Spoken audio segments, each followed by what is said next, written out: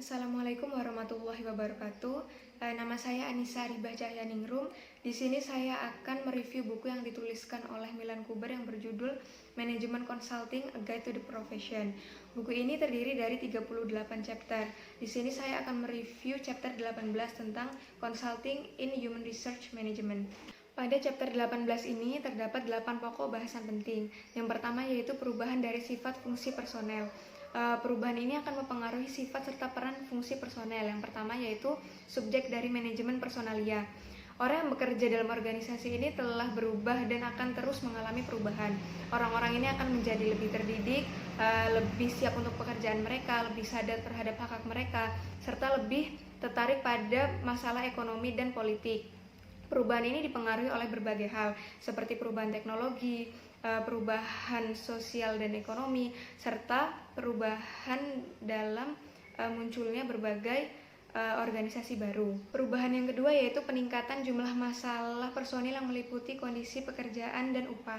Dalam hal ini, seorang konsultan personalia harus menyadari sepenuhnya masalah-masalah seperti kerangka hukum dan hubungan kerja yang ada, serta peran dari serikat pekerja dan perwakilan pekerja. Nah, perubahan yang ketiga yaitu organisasi semakin menyadari nilai sumber daya manusianya, baik dari segi biaya maupun kontribusi. Nah, dalam hal ini muncullah konsep pengembangan konsep manajemen sumber daya manusia. Nah, dalam hal ini karyawan dipandang sebagai sumber daya paling berharga dari suatu organisasi. Yang keempat yaitu perubahan teknologi memiliki dampak signifikan pada cara mengelola orang-orang dalam organisasi. Nah, dampak ini tuh dirasakan dalam seluruh manajemen sumber daya manusia. Yang kelima yaitu meningkatnya internasionalisasi ekonomi, pengembangan blok perdagangan multinasional, dan pertumbuhan organisasi internasional.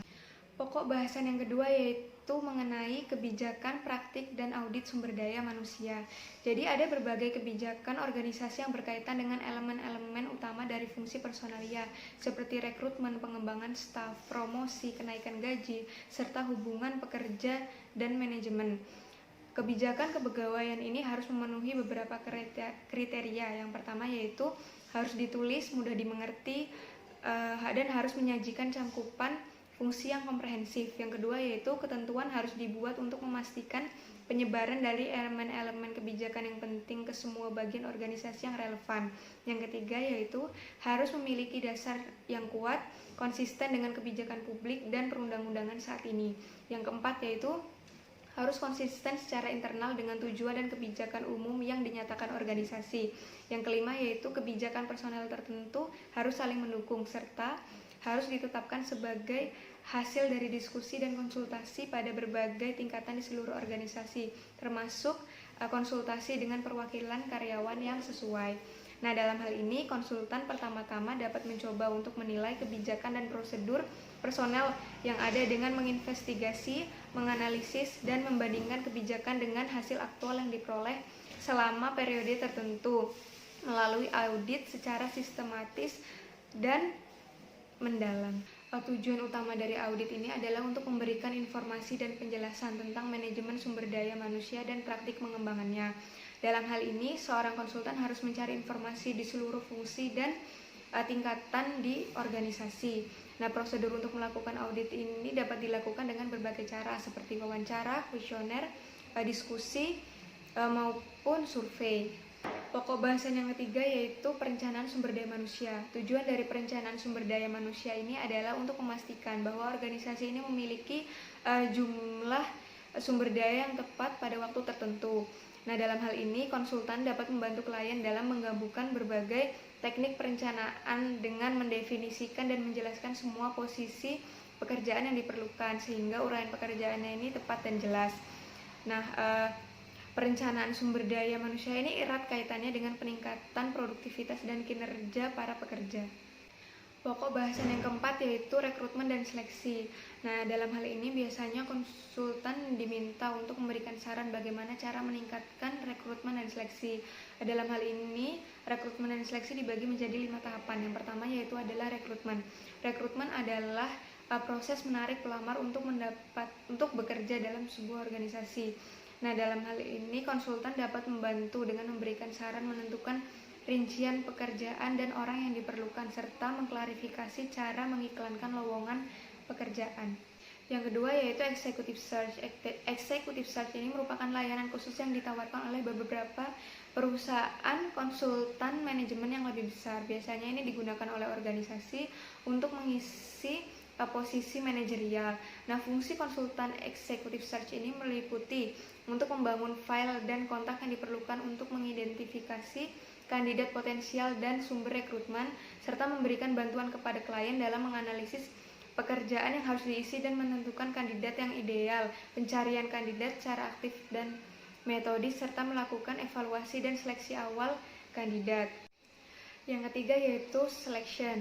Jadi seleksi ini merupakan proses memilih antara pelamar pekerjaan. Nah, dalam hal ini konsultan ini biasanya berperan dalam perbaikan seleksi dan rekrutmen agar lebih layak untuk dilakukan. Nah, konsultan dapat mengidentifikasi prosedur yang lebih objektif dan kriteria yang ditetapkan secara lebih tepat, dan dapat juga melaksanakan pelatihan untuk staf yang bertanggung jawab untuk seleksi. Yang keempat adalah retention. Jadi dalam hal ini konsultan ini berperan dalam memfokuskan organisasi untuk mempertahankan stafnya. Konsultan dapat memberikan saran kepada perusahaan agar merancang program untuk menjaga agar karyawannya ini tetap berada dalam organisasi. Nah, selain itu konsultan juga dapat membuat organisasi untuk memperkenalkan wawancara keluar yang bertujuan untuk mencari tahu apa alasan mereka meninggalkan organisasi. Nah, selanjutnya yaitu termination and outplacement. Nah, banyak konsultan yang dimintai saran mengenai hal ini, mulai dari kebijakan hingga dukungan praktis. Nah, untuk di tingkat kebijakan ini, konsultan dapat membantu organisasi untuk menentukan berapa banyak orang yang harus tetap tinggal dan berapa banyak orang harus pergi dari atau keluar dari perusahaan.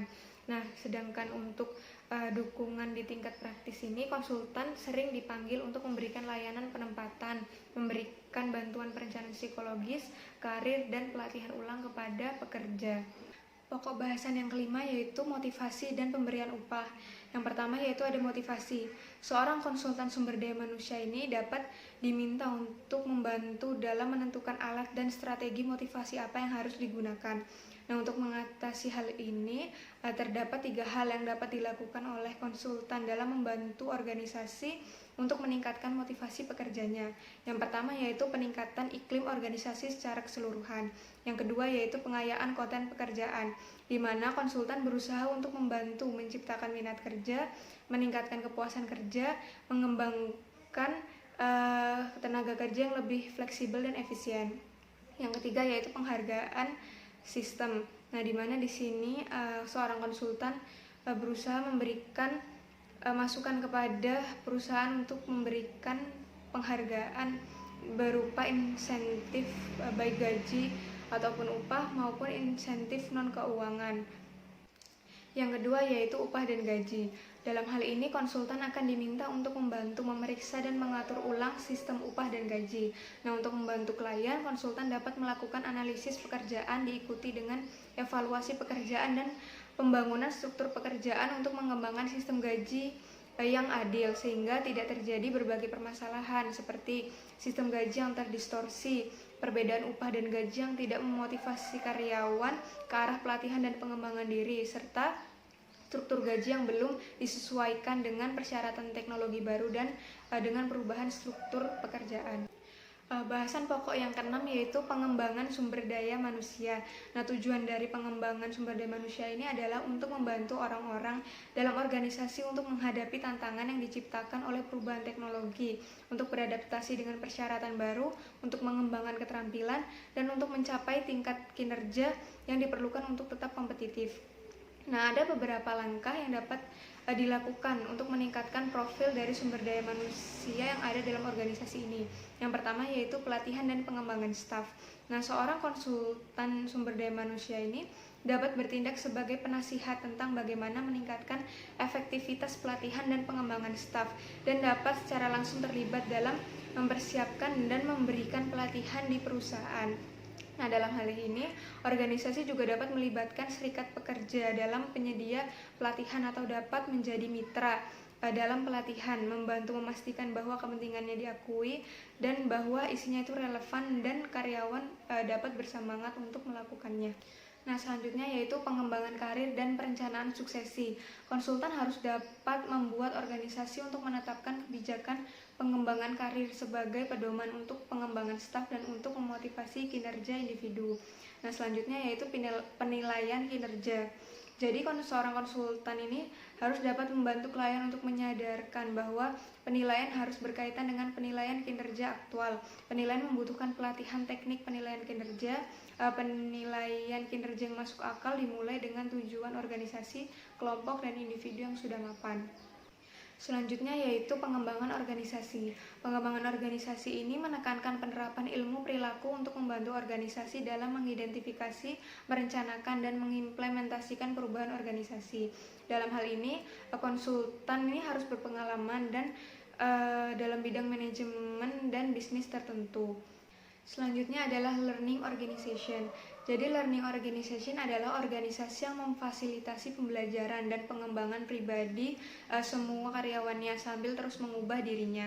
Nah, dalam learning organization ini, pembelajaran berkelanjutan oleh individu dianggap penting untuk kelangsungan hidup organisasi dan untuk mencapai keunggulan organisasi dalam lingkungan bisnis yang berubah dengan cepat. Nah, jadi proses pembelajaran dalam learning organization ini berkaitan dengan strategi organisasi dan tujuan individu, yang mana fokus utamanya adalah belajar tentang pengembangan lingkungan perusahaan, sains dan teknologi, konsep manajemen, dan bisnis baru yang dapat digunakan untuk meningkatkan kinerja organisasi dan daya saing di masa depan. Nah, jadi pembelajaran organisasi ini dapat dilakukan dengan belajar dari lingkungan internal maupun lingkungan eksternal. Dari lingkungan internal ini dapat dilakukan dengan skema saran dan pertemuan, diskusi terbuka, serta catatan dan laporan internal. Nah, sedangkan belajar dari lingkungan eksternal ini meliputi belajar dari pelanggan, belajar dari pesaing dan organisasi lain yang terlibat dalam kegiatan yang sebanding, belajar tentang perkembangan baru dalam sains dan teknologi, belajar tentang tren dan perubahan pasar, serta belajar tentang perkembangan ekonomi, sosial, kelembagaan, dan lainnya. Nah, di sini konsultan ini dapat berperan untuk membantu perusahaan untuk memahami dan menerapkan konsep learning organization ini. Pokok bahasan yang ketujuh yaitu hubungan pekerja manajemen. Jadi peran konsultan dalam konteks konsultasi tentang hubungan pekerja manajemen ini yaitu konsultan harus menyadari berbagai kewajiban dan kendala hukum di berbagai negara tempat ia beroperasi. Hal ini dikarenakan nasihat tentang hubungan pekerja manajemen ini akan sangat relevan di negara-negara barat, belum tentu dapat dipraktekkan apabila dia berada di lingkungan Asia. Nah, dalam hal ini terdapat bidang utama dari konsultasi hubungan pekerja manajemen. Biasanya seorang konsultan ini dapat dipanggil untuk menangani berbagai hal, seperti yang pertama ada perwakilan pekerja. Biasanya seorang konsultan diperlukan untuk memberikan nasihat kepada organisasi tentang bagaimana cara menangani permasalahan yang terjadi di antara organisasi dengan perwakilan pekerja. Yang kedua yaitu perselisihan dan keluhan. Seorang konsultan biasanya dapat diminta untuk membahas mekanisme penanganan keluhan pekerja, termasuk saran tentang pengaturan prosedur pengaduan atau prosedur penyelesaian konflik lainnya. Yang ketiga yaitu perundingan bersama. Dalam hal ini, seorang konsultan dapat diminta untuk membantu pengusaha dalam mengembangkan keterampilan para manajer yang terkait dengan perundingan, berpartisipasi sebagai anggota tim perundingan pengusaha, dan bertindak sebagai juru bicara manajemen dalam negosiasi. Yang keempat yaitu konsultasi dan kerjasama manajemen pekerja. Seorang konsultan dapat diminta untuk memberi nasihat mengenai hal-hal yang menjadi kepentingan bersama seperti produktivitas dan kesejahteraan pekerja. Yang kelima yaitu posisi pengusaha dalam konsultasi tripartit. Seorang konsultan dapat membantu pengusaha yang memerlukan panduan dalam mengatur masukan mereka ke dalam posisi dan strategi asosiasi mereka. Yang keenam yaitu perjanjian kemitraan.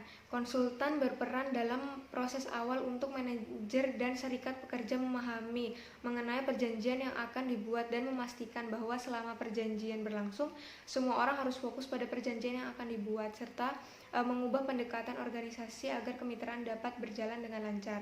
Nah, yang terakhir yaitu pemberhentian dan redundansi. Seorang konsultan berperan dalam memberikan saran agar prinsip dan prosedur pemecatan dan redundansi dalam sebuah organisasi dilakukan dengan benar. Oke, selanjutnya yaitu serikat pekerja sebagai klien. Nah, di sini konsultan ini berperan untuk membantu serikat pekerja untuk mengelola diri mereka sendiri secara lebih strategis. Nah, dengan demikian konsultan ini juga dapat membantu pejabat senior memahami peran manajerial mereka di dalam serikat pekerja dan memastikan bahwa serikat pekerja ini dikelola secara strategis dan dengan baik. Pokok bahasan yang ke-8 yaitu berbagai bidang baru dan berbagai permasalahan manajemen sumber daya manusia internasional. Salah satu contoh masalah dalam manajemen sumber daya manusia ini yaitu masalah dalam manajemen sumber daya manusia di Jepang. Nah, jadi perusahaan di Jepang ini menemukan bahwa sistem sumber daya manusia mereka ini dibangun di atas pekerjaan seumur hidup dan prinsip senioritas yang semakin kaku, mahal, dan tidak kompetitif. Nah, dalam permasalahan ini, seorang konsultan berperan untuk membantu klien dalam menyusun kembali strategi, sistem, dan praktik sumber daya manusia mereka untuk memungkinkan transisi dari ekonomi tradisional ke ekonomi baru. Selain itu, konsultan ini juga harus membantu klien dalam menata ulang manajemen sumber daya mereka untuk menghadapi masalah SDM generasi mendatang. Nah, contoh ini tuh merupakan salah satu dari banyaknya permasalahan dalam manajemen sumber daya manusia di dunia. Nah, oleh karena itu, konsultan perlu memiliki pengetahuan tentang tren umum dan dalam berbagai masalah departemen sumber daya manusia. Nah, sehingga konsultan dapat menemukan cara untuk mengelola masalah-masalah ini. Bentuk-bentuk pekerjaan baru. Nah, jadi fleksibilitas bagi pekerja merupakan hal yang dapat membuka kemungkinan pekerjaan baru bagi banyak orang. Nah, pekerjaan yang menawarkan jam yang fleksibel atau terbatas pada periode-periode tertentu ini memungkinkan orang untuk memilih pekerjaan yang sesuai dengan kebutuhan dan preferensi pribadi pekerja.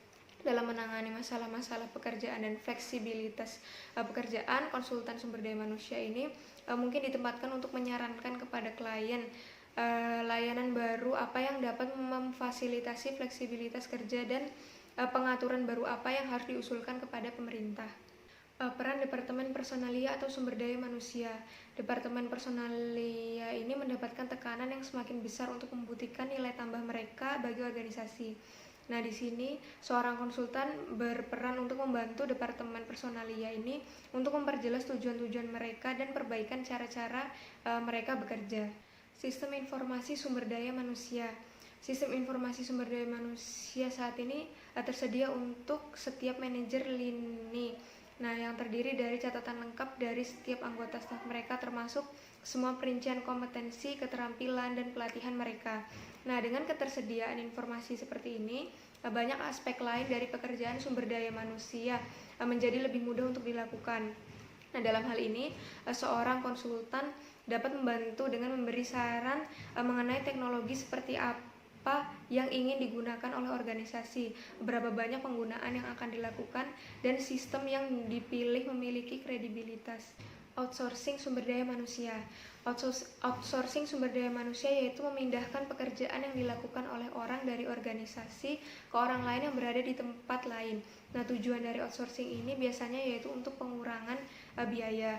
Nah, dalam hal ini seorang konsultan biasanya memberikan nasihat kepada perusahaan agar lebih berhati-hati dalam melakukan outsourcing, menekankan kelebihan dan kekurangan berbagai pengaturan, dan mengedepankan manfaat finansial jangka panjang. Sekian review yang dapat saya sampaikan mengenai Consulting in Human Research Management. Terima kasih. Wassalamualaikum warahmatullahi wabarakatuh.